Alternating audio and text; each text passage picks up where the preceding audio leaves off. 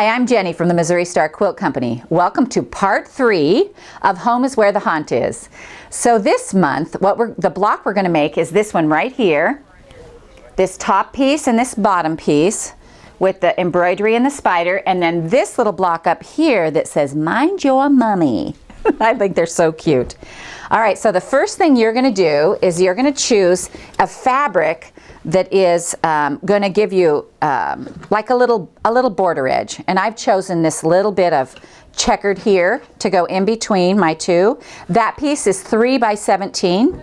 Then you're going to choose a lighter piece that you're going to be able to see through to embroider through, and that piece is 4.5 by 17. You're going to sew those together 1/4 inch, just like this, and you're going to then before you sew it to the hat, you want to trace your words on here. Now, this one is "The bugs and kisses are welcome here," and you can see I've centered it top to bottom here. Centered it top to bottom, but it's over on the right hand side because my spider's going to come and hang down over here. So make sure when you trace that you trace it over on that right hand side. And most of the fabrics you can see through. You can, when you're tracing, you can use a light box, you can use a window. I actually, most of mine I could see through. I have some lighter fabric here, and I could see right through that. Just to lay it on here and trace it, I could see that.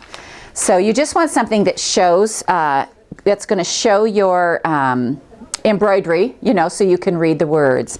So "Mind Your Mummy" is completely centered, and "The bugs and hisses" are over to the side. So make sure you do that. So then what you're going to do is, once you get those traced, you're going to embroider. They suggest a back stitch, and I want to show you this back stitch because this is a really, really simple stitch. You're just going to come out about 1/8 inch from where you started your line right here, and you're going to go in and you're going to come out about 1/8 inch on the other side, and then you're just going to go right back.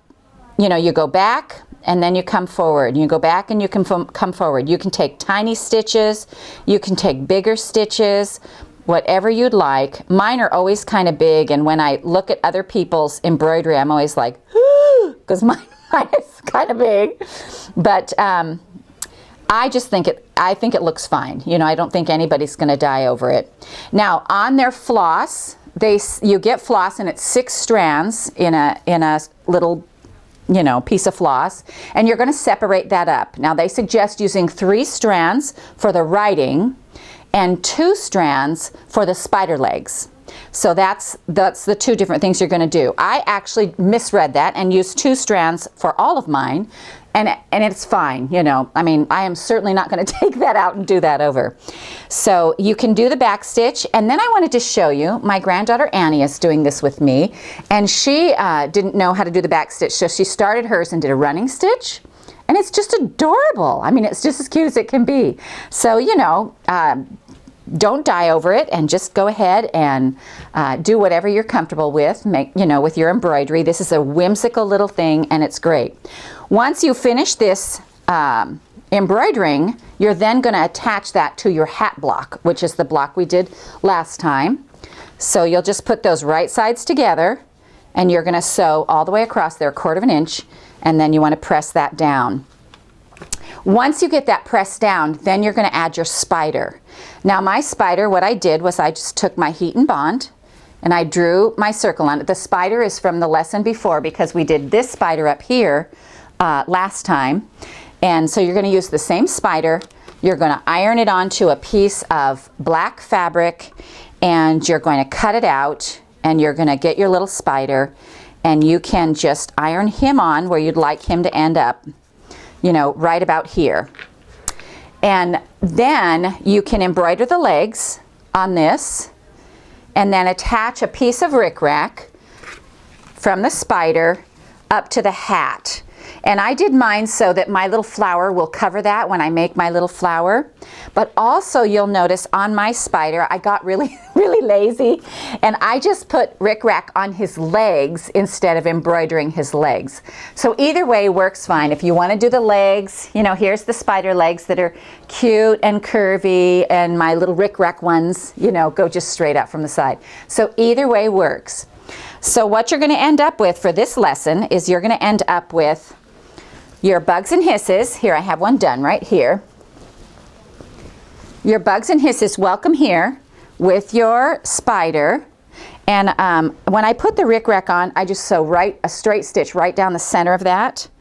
And, you know, iron on your spider and sew your spider on, put your legs on, embroider your piece, so you get this strip here and this strip. Now the Mind Your Mummy is 4.5 by, let me look to make sure, 4.5 by a 9.5 inch block. I forgot to tell you what size that is. So we've got this 3 by 17, 4.5 by 17, and 4.5 by 9 inch block. So just to recap, for this lesson, you're going to make this block right here. It'll be sewn to the hat block, which means this whole entire half is going to be done. You're also going to have your Mind Your Mummy block, which is going to start us on the other side. I wanted to show you on mine. I traced this and sewed it when I realized that I had actually sewn it on the back side of the fabric. But I am so not going to take that out. It's just sticking right there. It's totally fine. We don't dye over that kind of stuff. So we hope you enjoyed part 3 of Home is Where the Haunt Is. We'll see you next time.